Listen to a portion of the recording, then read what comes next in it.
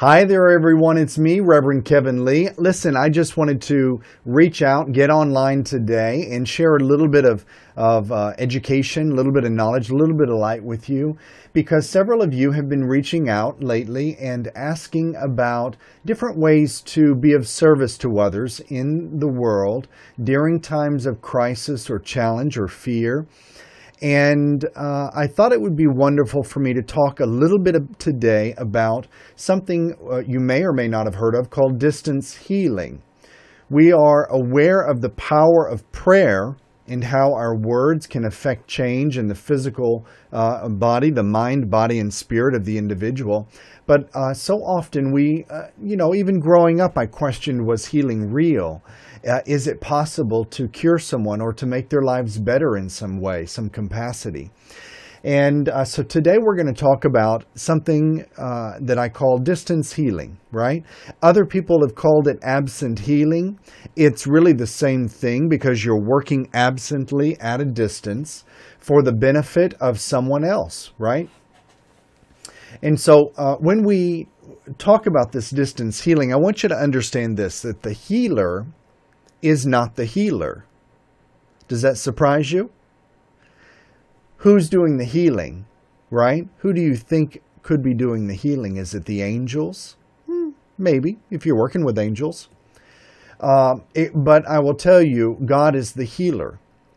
And it's really interesting because as I've traveled around the world and been to so many different spiritual and religious and sacred and cultural experiences, time and time and time again, I hear shamans and mystics and oracles and healers saying, I am not the healer. God is the healer who does the healing through me. I'm simply the instrument, the vessel, the medium through which that divine healing force flows. So that's probably the core message I have for you today. I'm going to definitely teach you some techniques on how to activate, how to initiate, how to begin your distance healing or absent healing practices, if you will. I would encourage you to try to do those every day, every other day. It doesn't take much effort. And it truly is a karmic effort on your part that burns away karmic principles that are heavier or more negative in weight, and it basically lightens your load of karma, which makes your life a whole lot better. A lot more blessings flow your way, synchronicities happen more, doors of opportunity certainly open for you. It's happened in my life. The more spiritual service that I do or step into and practice and give away, it returns back to me tenfold. So let's go into this absent healing, distance healing discussion today. The healer or the channel for that flowing God energy simply relaxes into a quiet place, going inside, closing the eyes, going within, preferably they're seated, right? And they begin to visualize the person or the people, if it's more than one person, maybe a family, maybe it's a government, maybe it's a culture, or maybe it's a church system or something that you feel needs extra healing. And that healer's concentration begins to concentrate on the receiver receiving or establishing immediately a spiritual attunement with the efforts in place, okay? And so that immediate attunement to the spiritualized energies that are beginning to form around them, these are transferred as healing vibrations, okay? Mentally, the healer can begin to make public statements, if you will. Is that the right word? But basically lift up their thoughts to spirit that they want to heal the person or persons, or I prefer better, to actually be in a quiet place, a space where I can let my heart out and speak my voice and lift my voice, right? And so I will audibly affirm divine healing for the recipient, and I will acknowledge that they're accepting it completely. I will state out loud that they're entering a state of wholeness. I visualize that state of wholeness. I see their energy fields in balance and in harmony. I see the spiritual light body of the individual or persons brightening and lightening, filling up with that light of God, that divine universal energy that makes up all life. Right? Some cultures call that pranic energy or chi, right? Some people call that divine light or divine love in motion, okay? And so what the healer would do something like this, would initiate a prayer. Once they've gone inward, taken a few breaths. Breaths are important, folks, because, it's interesting how in my yogic studies, and I highly recommend, go and grab from a used bookstore, if you can still find one of those, or go online and try and find old books on yoga philosophy, okay? Because they always talk about and they teach in there how breath is life. And really, when you think about it, we have purpose today, because what did we all do this morning? We got up and we took a breath. And if we took a breath, we still have purpose. God still needs us on the earth to do good, to bring God into more physical human manifestation on earth through us the vessels, the mediums, the instruments. So let's go back to healing. Let's go back to that. So as we enter into that quiet healing space, and we go inward, we take our deep breaths, which brings in that pranic life force energy. It spiritualizes our body, and it gets us ready on a electro-biomagnetic, chemical, spiritual, etherical, spiritual vibration. Now, once we're in that vibration and our body is just popping with energy, bright with light, now we go and we say to that higher power of the creative source of this universe, that one source reality of all that is, we say, Mother, Father, God, because God is a mother, father principle.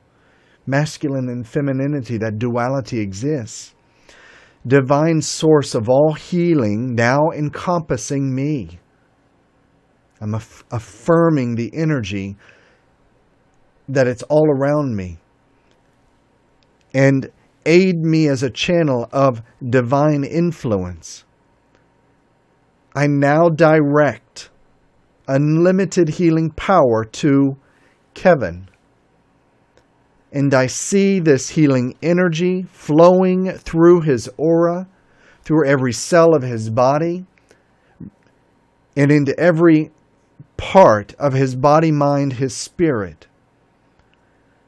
Divine wisdom ministers unto him now. And in one accord with true need for wholeness and balance, he is receiving now healing. And I give thanks. I'm in gratitude. My heart beams with gratitude. For this in accordance with divine will. And so it is, and so we are.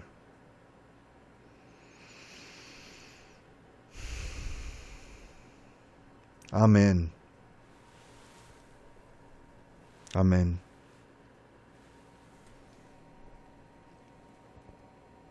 That feels pretty good.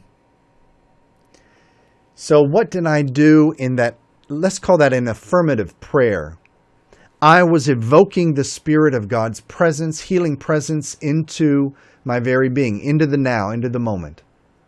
And I was also invoking that around the recipient, myself. I happen to be right here. But technically, I guess I am in other dimensions, so I'm healing myself in all dimensions. But we're healing at a distance, absent healing. So we're invoking the presence of Spirit of God, of that healing divine force all around the individual. And we are affirming that Spirit, that God is channeling divine influence in an unlimited way, in a healing way, to and through and around and within that individual. Affirmative, that's the key. We affirm, we know 100% it's taking place. We don't second guess ourselves. We know 100%. We don't believe, hope, and pray it's working.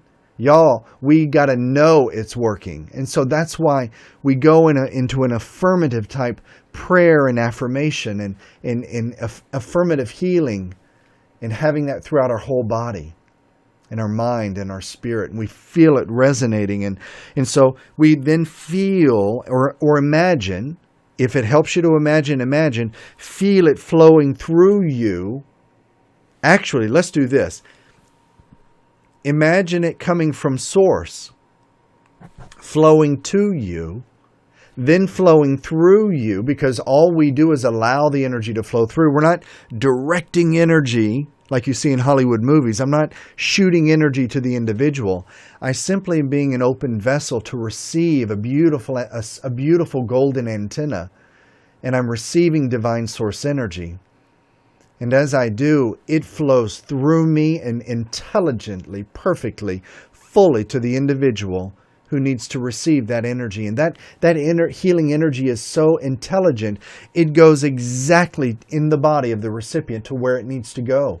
Where there is disharmony and dis-ease, that energy flows intelligently to bring the body back into a state of ease and balance and wholeness and harmony. We as the healers don't even need to know where the healing needs to be sent. What's wrong with the individual? That's irrelevant. Because technically there is nothing wrong with any of us. It's just that our mind creates conditions that bring about this state of negativity or dis-ease or disharmony. And ultimately everything begins in the spiritual, and it filters through, thank you Spirit, I heard that, filters through the mental and emotional aspects of ourselves. And lastly, I bet you're surprised, but lastly, it manifests in the physical. So as healers, we need to be working always in the spiritual first, on the spiritual body of the individual, and secondarily on the mental and emotional capacities, and thirdly, or tertiarily, is that a word? On the third level, or lastly, we work on the physical body. But we really don't even need to work on the physical body, because if we initiate the cascade of healing and we affirm that it's taking place in the spiritual, it cascades beautifully. I love that word. Cascades beautifully into wholeness and perfection in the physical. Amen? And how about, can I get an A, women? Ladies and gentlemen, I thank you for listening to this brief segment, just a moment of teaching and learning and upliftment for you today. Realize that in times of crisis or in times of challenge, when there's chaos and fear taking place, and maybe you're overwhelmed with a lot of negativity or even negative self-talk. Heck, we all do it. I'm guilty. I'm not perfect. I'm here for a reason in human form. I struggle too.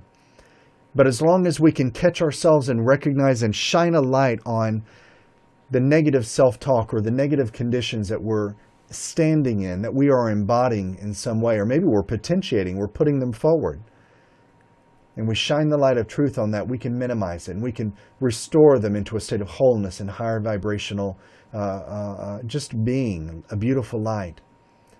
I hope that helps you today. Just know that I love you. I believe in you. I certainly do believe in you. And I'm always available to you. Namaste.